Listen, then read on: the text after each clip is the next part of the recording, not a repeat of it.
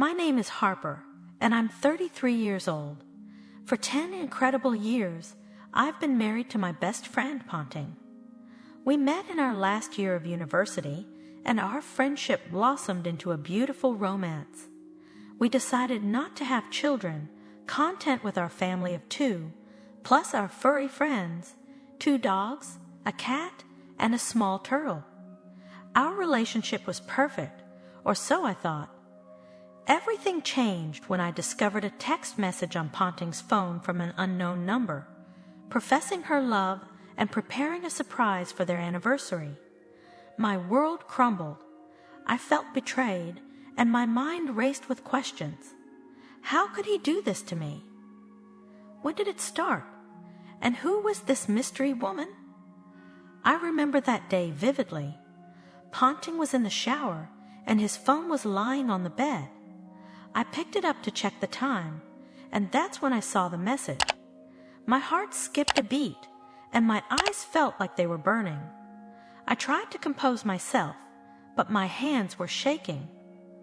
I didn't confront him immediately, fearing the truth.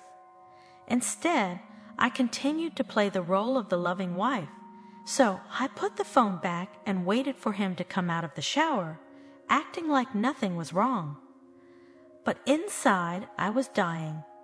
The feeling of betrayal was eating me up, and I couldn't shake it off. I kept thinking about the message and who this woman was. Was she younger than me? Was she prettier? Did they have a connection that I didn't? I didn't confront him that day or the next. I didn't want to accuse him of anything without being sure. So I started secret investigating, trying to find out more about this mystery woman. And one night, I accessed his phone and read their conversations, all while his infidelity. I discovered that the mistress was an intern at his office, and their relationship had been ongoing for almost 8 months. My heart ached. Ponting had portrayed me as the villain in their story, a heartless and unfaithful wife. My anger grew even more when I read this, and my heart sank. I felt like I had been punched in the gut. I couldn't believe that my husband, my best friend, could do this to me. I kept reading their conversations, and it only got worse.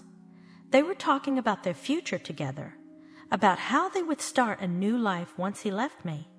I felt like I was living a nightmare. I didn't know what to do. Part of me wanted to confront him, to scream and cry and ask him why. But another part of me wanted to pretend like nothing was wrong, to act like I didn't know. I was torn between my anger and my fear.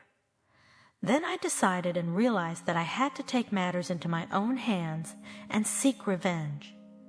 That's when I met Ethan, a charming bricklayer hired to renovate our real estate office. He was sensual, magnetic, and the perfect candidate for my plan. I decided to seduce him, to make him mine, and to forget about Ponting's infidelity. At least, that's what I told myself.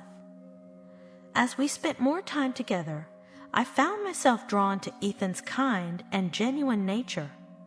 He was different from Ponting, more passionate, and more present.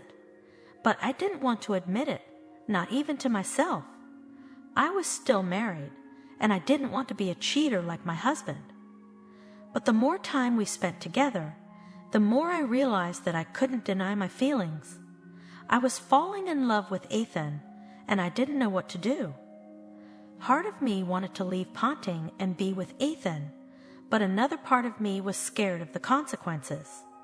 I was scared of what people would think, of how my husband would react, and of what would happen to our business. As the days passed, our connection grew stronger, and I finally found the courage to make my move. We shared a passionate night in the office, and I felt alive again. Ethan became my lover, and I no longer cared about Ponting's infidelity. I had found someone who appreciated me, and I was determined to enjoy every moment of this new adventure. I realized that life is too short to be unhappy, and that I deserved to find happiness, even if it meant seeking it outside my marriage. So I continued my affair with Ethan, and I never looked back. It's been a year now, and I'm still with Ethan. We're happy, and we're in love. We've built a life together, and we're grateful for every moment we share. I know that what I did was wrong, but I don't regret it. I regret not leaving my husband sooner, not finding Ethan earlier. My story is a reminder that life is full of surprises, and that sometimes we must take matters into our own hands to find our true happiness. It's not always easy, and it's not always right, but it's worth it. So, if you're unhappy in your marriage, if you're feeling trapped and alone, don't be afraid to take a chance. Don't be afraid to find your own happiness, even if it means seeking it outside your marriage. What are your thoughts on my decision? Please share your feedback in the comments. Thank you for watching, and don't forget to subscribe for more interested stories.